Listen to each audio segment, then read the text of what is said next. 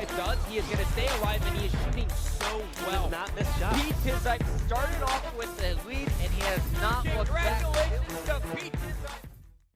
Alright, what's up guys? Pete Tizype, pro player. I've been streaming a lot recently, and you know, as a lot of other Halo pros that search for solo arena, you know, I witnessed a lot of stupid shit happen, plain and simple, that people in matchmaking do, and I honestly have no idea why. So I'm gonna try to do this video in one take. I'm gonna try to do like as least editing as possible, so bear with me if it looks a little odd at first, but let's get started and show you how to be better at True Flag.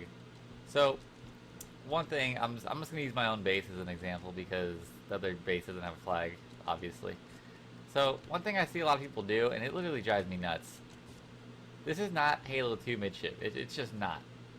It's not. People grab the flag, and you know what they do? They throw it bottom middle, and they expect like the team to pick it up, and then they continue slaying. And bottom middle runs don't really work unless you throw it to that side, but you continue to run it, and you don't like leave it for someone else to grab. In this game, it doesn't really work. It's not Halo 2. Halo 2 or Halo 3, you could do that and continue to slay and do whatever, but in this game, you gotta be a little bit quicker. So that's like just tip number one. It just don't do that. It's not Halo 2. Don't do it. Another thing is same thing, but not really.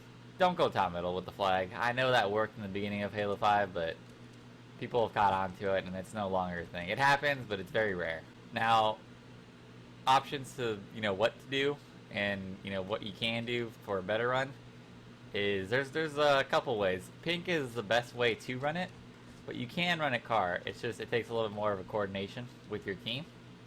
So I'm going to show you the 3 or 4 ways to run it pink. So one way is to grab the flag, go pink addict, and, you know, just start running it. Boom, boom. P1 or P2, it doesn't really matter. Whatever you feel safer with. P1 is the normal route, but I do see people go P2. I go P2, and that's one way you can take it.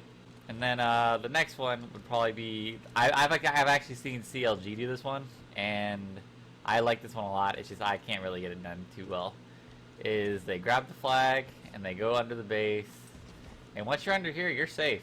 No one can really shoot you unless the guy just comes car one, but hopefully your guys at pink are helping you out. And then you run it Eli and go pink 2 or P1 just like before. And then there's the, you know, the route if you just killed them.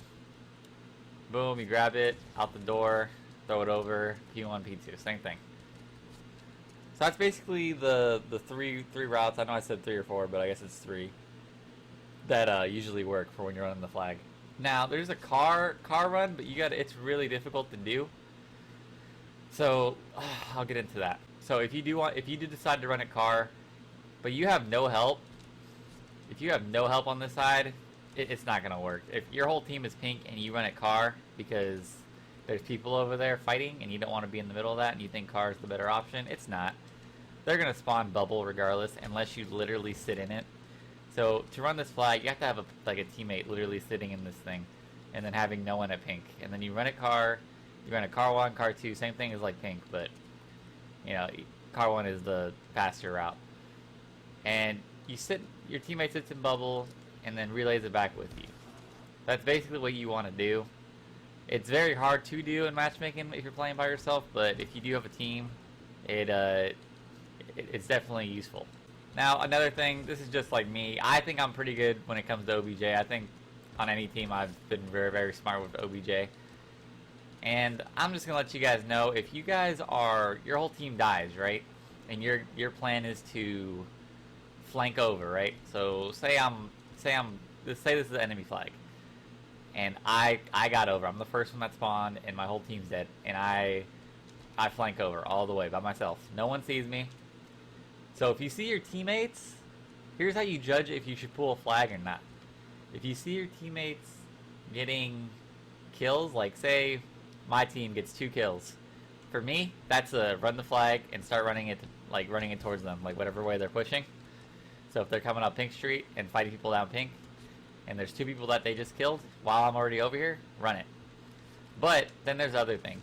you're the last guy alive, or you're the last guy alive, and you flank over, and your 3 teammates just spawn, and then, you know, they get killed. They all die. All 3 of them die. That's your thing to basically be like, all right, don't grab that flag because it's pretty pointless. Because you're not gonna get anywhere because your teammates are dead. You're basically telling the team or the enemy team where you're at.